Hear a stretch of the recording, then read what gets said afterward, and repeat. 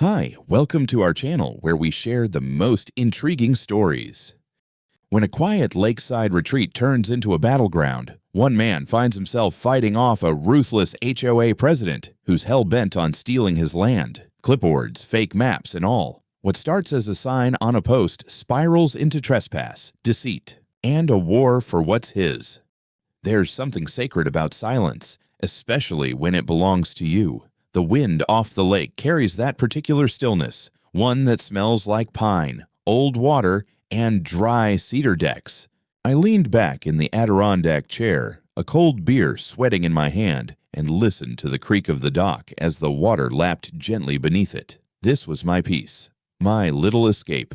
The cabin wasn't much when I first inherited it, a creaky old lake house with moldy curtains and plumbing from the Nixon era, but it had bones, character, history. My grandfather built it himself after the war. I remember being 6, catching my first fish off the dock with him, the smell of wood smoke on his flannel as he lifted me onto his lap. After he passed, the place sat abandoned for years. Nobody wanted it but me. So I poured myself into it, nights and weekends with a toolbox and blueprints, new foundation, new siding, even solar panels. I registered it legally as private residential property, zero commercial intent. No Airbnb nonsense, just mine. A fortress of solitude with Wi-Fi and a damn good grill. My wife Amy loved it too. We'd drive up on weekends, escape the city noise. She'd read on the porch while I tinkered with the boat or installed new fencing. It was ours, in the purest way. Private land, no neighbors breathing down our necks. Well, almost. About 2 years ago, a planned development popped up across the lake. Maple Ridge, one of those HOA nightmares with matching mailboxes, rulebooks thicker than a Bible, and women named Michelle running the show like mini monarchs. I didn't pay much attention. They were on the other side of the hill, and I wasn't part of their cookie-cutter kingdom. I had my deed, my boundaries, my peace. Lately, though, I'd noticed more and more people cutting through. A couple of kids on bikes zipped down my gravel road to the beach one Saturday. A jogger used my dock for her cool-down stretches. Small things, but still odd. Maybe they were just clueless. Or maybe, just maybe, the hill wasn't high enough. It was a Friday afternoon when everything shifted. Amy and I had just pulled into the driveway, the crunch of gravel under the tires still oddly comforting after the hellish week I'd had working remote from a bug-ridden SaaS platform launch. I was already picturing myself knee-deep in lake water with a cold drink and 0 meetings. But then I saw it. Right there, planted dead center at the edge of my property near the beach path, a fresh wooden post holding up a glossy, professionally printed sign that read, Lakeview Shared Access, available to all HOA residents. I froze. Amy, still grabbing bags from the trunk, called out, "Everything okay?" I didn't answer right away. My brain was rebooting. It wasn't a prank. This thing had HOA branding, a QR code in the corner, even a little HOA logo, a tree in a circle that looked like it belonged on a Whole Foods bag. It wasn't crooked, it wasn't slapped up overnight by some kid with a staple gun. It was planned. I tore it out of the ground. The post was sunk at least a foot deep in the soil, installed with intent. I chucked the whole thing behind my shed and tried to let it go for the evening. The next morning, we woke up early and sat on the deck with coffee. Amy was reading, and I was watching a loon out on the water when I noticed a minivan idling by the beach path, then another car. Within minutes, half a dozen HOA families were streaming onto my property like they were headed to a company picnic. Some carried coolers, others held beach towels and lawn chairs. Kids were already sprinting toward the water. One guy had the nerve to start setting up a damn umbrella on my dock. I approached calmly, barefoot, coffee in hand. "Hey, I think there's been a mix-up. This is private property." A woman with a clipboard looked up from her cooler inventory. "Oh no, we're good. Michelle said this area is part of the new Shared Lake Access Zone. HOA residents have weekend privileges. There was a post about it in the group." "The HOA group?" I blinked. "I'm not in your HOA." "This property isn't either." She smiled like I was the one who didn't get it. "Right, but the access zone was expanded. Michelle said the old lots weren't properly incorporated into the zoning map before. It's fixed now." I stared at her like she was explaining flat earth theory with a straight face. "No," I said, sharper now. "This land has been in my family for 70 years. It's outside your development. That sign was put up illegally, And you're trespassing. A man with cargo shorts and a Bluetooth headset chimed in. You should take this up with the HOA board instead of yelling at families. We were told this space is part of community amenities now. I looked around. The grass I mowed, the dock I rebuilt, the fence I stained with my own damn hands, and here they were, claiming it like it was some forgotten park. I asked them all firmly but politely to leave. Most grumbled but packed up. A few muttered passive-aggressive things like, "We'll report this to Michelle," and "unbelievable behavior." One woman even took photos of my front gate on her way out. By the time they were gone, I was shaking, not out of fear, out of pure disbelief. This wasn't a misunderstanding. It was an orchestrated campaign. That sign was just the first move. And if I knew anything from my childhood, it's that when someone starts planting flags on your land, you better not wait too long to push them back. When we rolled up the next weekend, I had a knot in my stomach that didn't come from traffic or bad gas station coffee. It was something colder, more instinctual. The kind of feeling you get when you know someone's been in your house while you were gone. And sure enough, they had. The moment we turned into the driveway, Amy let out a breathy, "What the hell?" I couldn't even answer. My property, my damn lakeside sanctuary, had been transformed into a community hangout spot. There was a flimsy plastic lattice fence wrapped around the entire beach area, like someone tried to draw a dotted line across my rights. Inside the fence were two cheap folding tables, a water cooler, a row of mismatched lawn chairs, and a laminated sign zip-tied to a post that read, "Lakeview Shared Use. Please sign in at the table. Maximum 2 hours per household." There was a clipboard dangling on a string, like this was a PTA meeting. And it didn't stop there. They'd set up a standing charcoal grill near the fire pit I built myself. There were trash bins with HOA labels on them. Someone had even put out a big bucket labeled Community Sunscreen. My land had been turned into a neighborhood rec area without my permission, knowledge, or consent. I was one ice machine short of being a damn Marriott. I slammed the car door and stormed down the path. No one was currently squatting, thankfully, but I could see the signs of recent use. Beer cans, paper towels stuffed into a knotty tree stump, the faint smell of smoked meat still lingering in the air. Then I noticed something that made my blood go cold. My cabin door was slightly ajar. Amy stayed back while I approached. The deadbolt was fine, but someone had used a tool to force the latch on the handle, likely when we weren't around. Inside, nothing looked stolen, but there were new items on the kitchen counter. A flyer from the HOA, a laminated card that read "Reserved Saturday, 2 p.m., and the worst of it.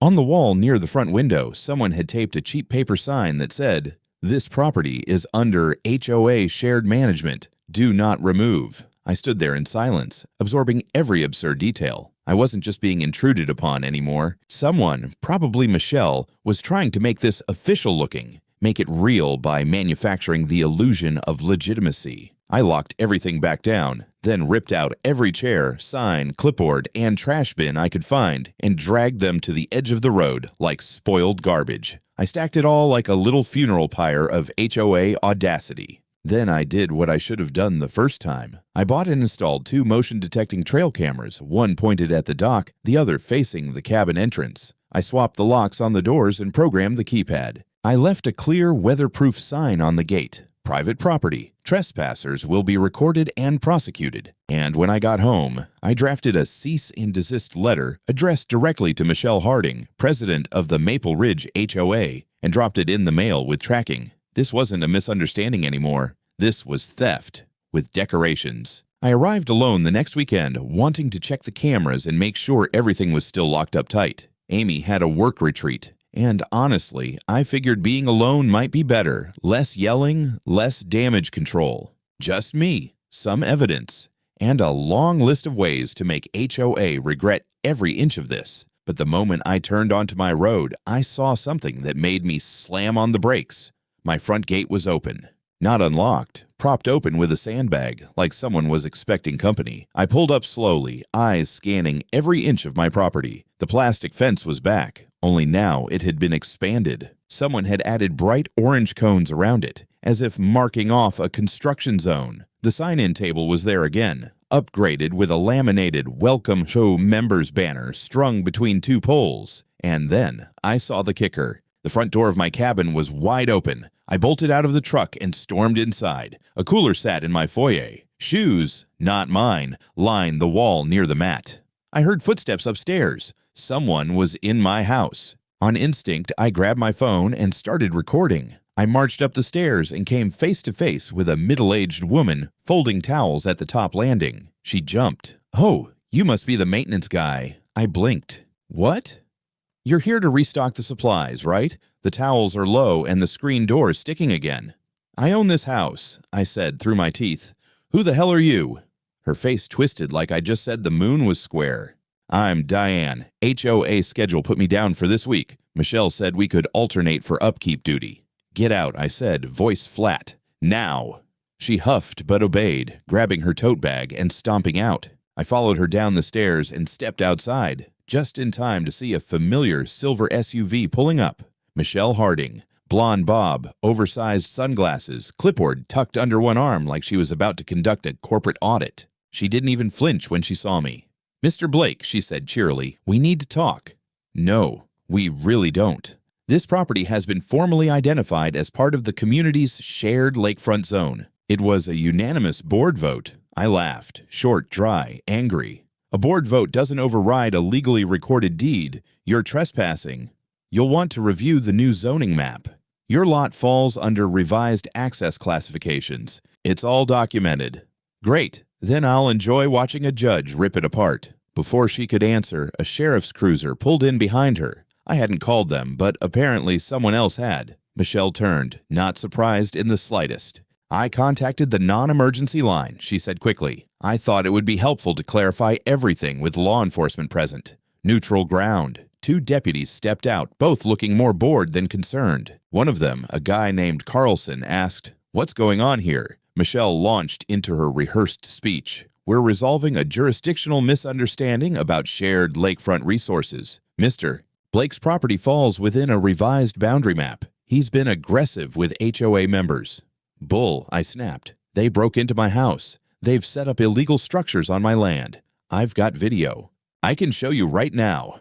Carlson rubbed the back of his neck. "All right, everybody calm down." They ended up walking the perimeter with me. I showed them my cameras, my deed, the lock receipts. They didn't take sides, but they did file a report and told Michelle that nothing could be enforced unless she had legal standing, which clearly she didn't. She left with a smile that said this wasn't over, and I stood on my porch watching her drive away, knowing exactly what that smile meant. The next shot was coming soon. The next weekend, I arrived earlier than usual. I had a plan: document everything, collect new footage, and meet with a real estate attorney in town. I thought I was prepared. I was wrong.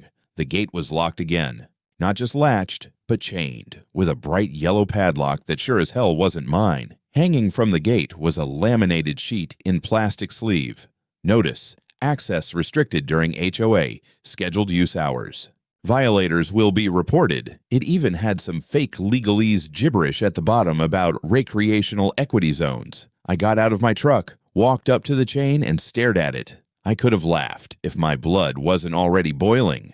Instead, I walked back, grabbed my bolt cutters from the toolbox, and snapped the chain with two loud clinks. Satisfying. The gate swung open with a rusty groan. I marched down to the house, making mental notes for the lawsuit I was building like a Jenga tower made of crimes. From the trail cam angle, I knew at least 3 people had entered the house during the week. I needed to check inside. Then I heard the sirens. And before I could even turn around, I saw them. 2 sheriff units barreling up my driveway like I'd robbed a bank. One stopped behind my truck, the other blocked the path out. A loudspeaker barked, "Step away from the property and place your hands on your head." I froze. Are you kidding me? Guns drawn. One deputy crouched behind his door, the other approaching cautiously with his hand hovering near his holster. "On the ground now!" I dropped to my knees, hands on my head. "I live here," I said, trying to stay calm. "I own this property." "Sir, stay still." They cuffed me. One read my Miranda rights while the other asked if I had any weapons. I was too stunned to respond. My pulse was hammering in my ears. Michelle emerged from behind a tree, phone in hand, talking to someone like she was updating her PR team. She looked at me with that serene plastic smile. "Officers, that's the man. He broke the lock, forced entry. This is designated HOA managed property." I nearly lunged at her. You chained me out of my own damn land." "Ma'am," one of the deputies asked her, "do you have paperwork to back this up?" "Of course," she said, handing over a folder like she was expecting applause. "Community land designation, vote records, and the map update from Zoning Commission." The officer flipped through it. His expression didn't change. "This isn't a deed. This doesn't show ownership." Michelle didn't miss a beat. "He's a former owner. The land was transferred to HOA management through annexation vote." My mouth dropped. "Transferred? You people think voting makes a legal transfer?" They held me in the cruiser for almost 2 hours. I had to call Amy, and when she showed up, she brought my lawyer's contact and my original deed. Finally, they let me out after verifying everything, but not before entering the whole mess into the system as a property dispute in progress. No charges were filed, but that didn't stop Michelle from posing next to the sign for a smug little photo. When we pulled out of the driveway, I saw her posting a second sign near the dock. "Community zone. Violators will be prosecuted." And that was the moment I knew. This wasn't her overstepping. This was war. I didn't sleep much after the 911 incident. It wasn't just the sheer absurdity of being cuffed on my own lawn. It was the chilling realization that Michelle was escalating. Fast. She wasn't just encroaching. She was rewriting reality and daring me to stop her. And she nearly succeeded. That was the closest I'd come to losing control since I was a kid, watching strangers haul furniture out of my parents' house under a fraudulent claim. Not this time. So, I hit back. First thing Monday morning, I took the day off work and drove straight into the city to meet Gina Paley, a litigation attorney who once sued a suburban HOA so hard it dissolved itself and refunded dues. I laid everything out. The signs, the fake shared zone nonsense, the chain on my gate, the break-ins, the police report.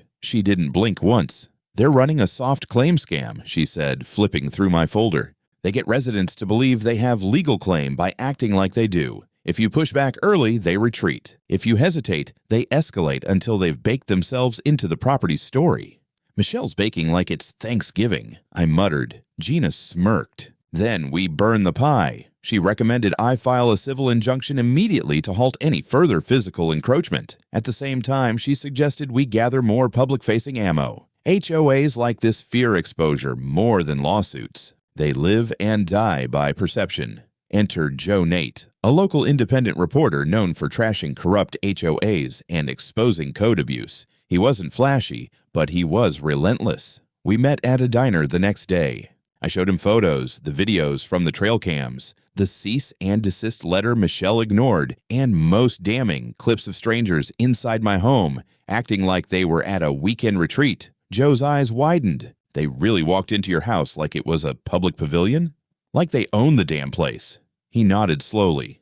"This isn't just trespassing. It's organized narrative control." God, I love that phrase. Within 48 hours, Joe filed a public records request with the county zoning office. We also pulled archived parcel maps. Sure enough, the original zoning plat from 20 years ago clearly placed my land outside of the Maple Ridge HOA district. But the new version, the one Michelle had waved around like the Constitution, had a subtle but critical expansion bubble. Guess whose lot was now shaded in HOA blue? Gina called in a private land surveyor to verify physical boundaries. Not only did the survey confirm my lot was untouched by HOA jurisdiction, but it also caught something wild. Michelle's new boundary actually overlapped a public shoreline easement that legally couldn't be claimed by anyone, let alone an HOA. Then came the real kicker. A former HOA board member named Brent emailed me after seeing Joe's social media teaser. He asked to talk in private, said he'd stepped down 6 months ago, for reasons I'll explain in person. We met in a neutral cafe. Brent looked nervous but pissed. "She's done this before," he said quietly. "Twice. Once with a vacant corner lot near the tennis courts, and another time with a boat slip no one was using. Claimed they were part of HOA common areas. Pressured people into surrendering rights or selling cheap. And the board went along with it. Most of us didn't know until it was too late. She always showed paperwork from zoning. No one questioned it. But when I asked to see original deeds, she told me I was being hostile to community vision. I couldn't stop smiling, because now I had everything I needed to tear down her entire illusion, and this time she wouldn't be calling the shots. The article dropped on a Thursday morning. The HOA that claimed a man's vacation home Inside the battle for Lakeview. Byline, Joe Nate. Banner photo, me, standing on my dock, arms crossed, with one of Michelle's laminated community access signs in the trash can behind me. It exploded. Local news syndicates picked it up within hours. HOA reform groups reposted it. I got emails from strangers, some supportive, some horrified, and a few quietly admitting they'd had their own run-ins with Michelle Harding and her reinterpretation of boundaries. Michelle's name was suddenly trending in all the worst ways.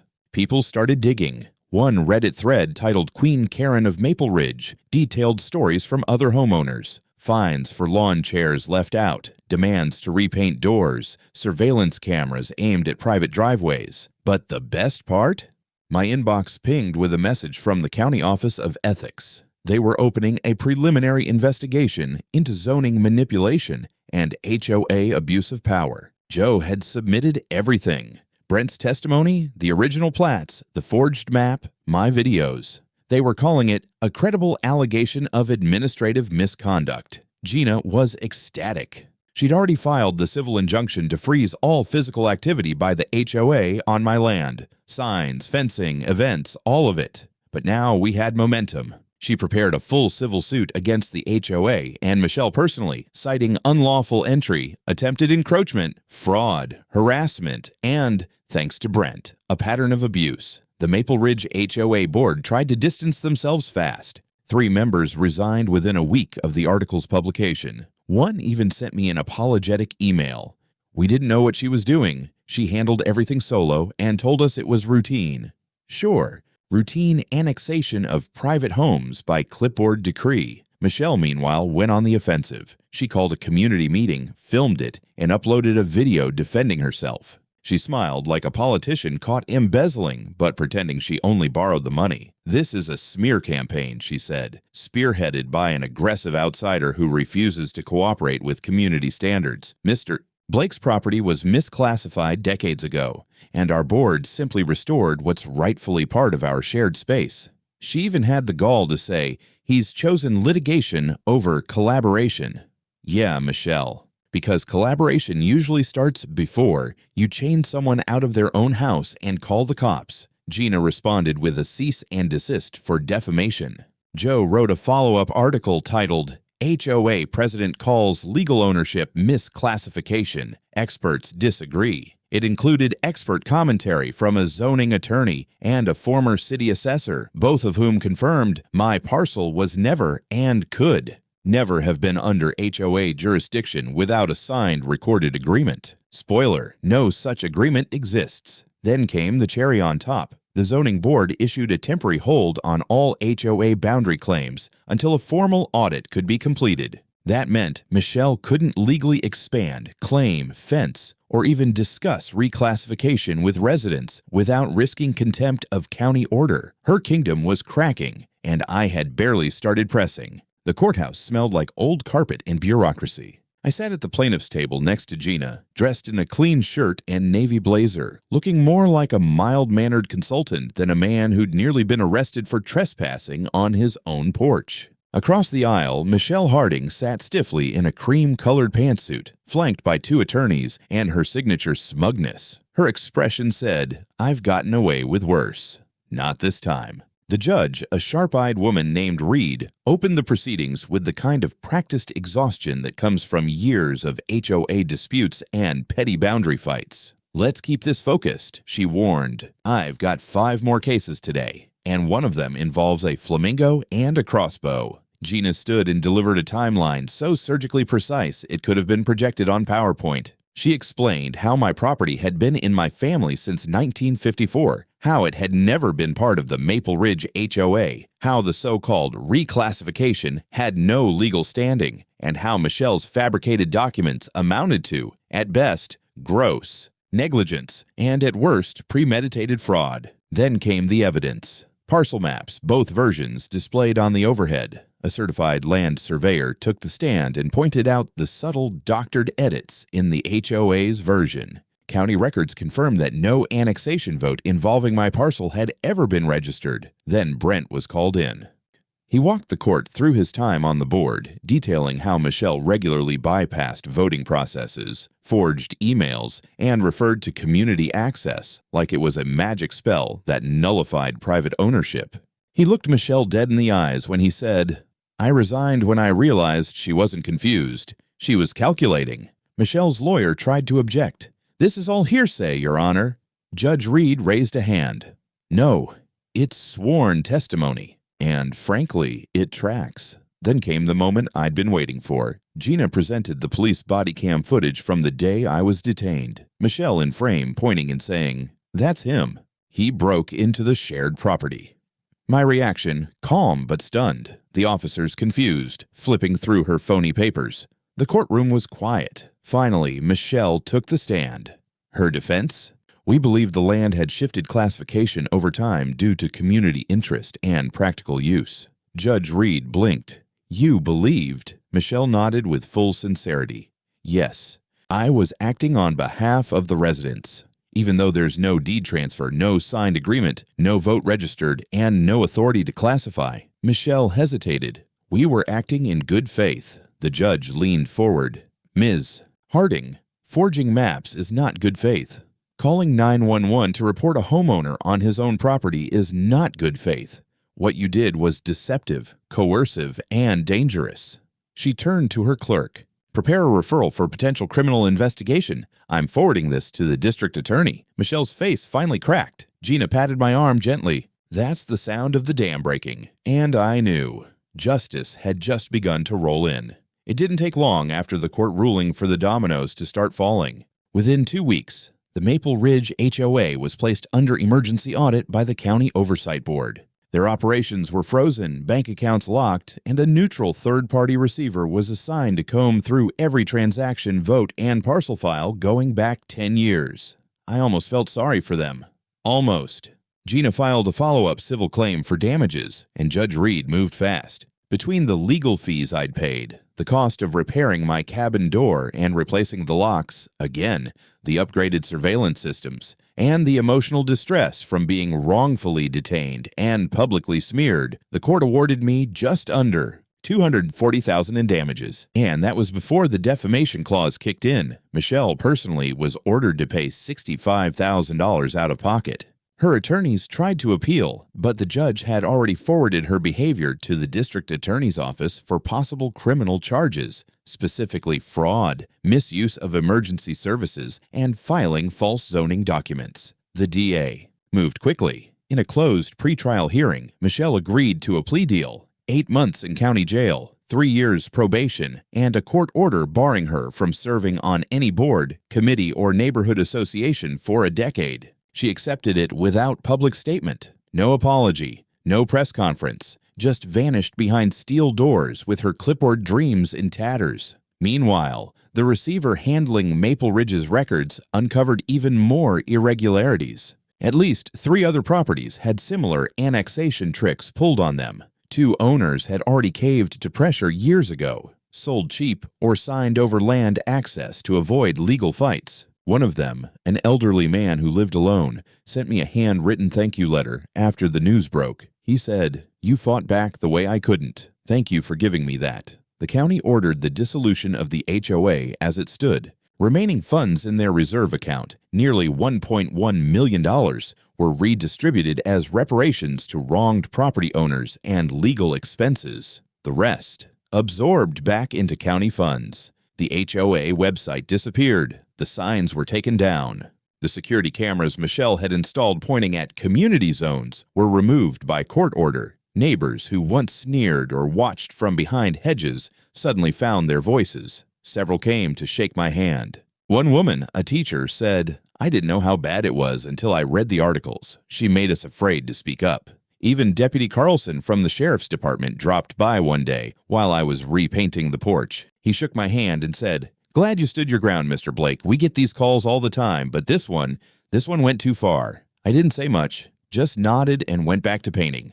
The gate stayed open that day. Not for the public, not for some fake shared zone, but for my friends, my wife, and anyone who respected the line between ownership and entitlement.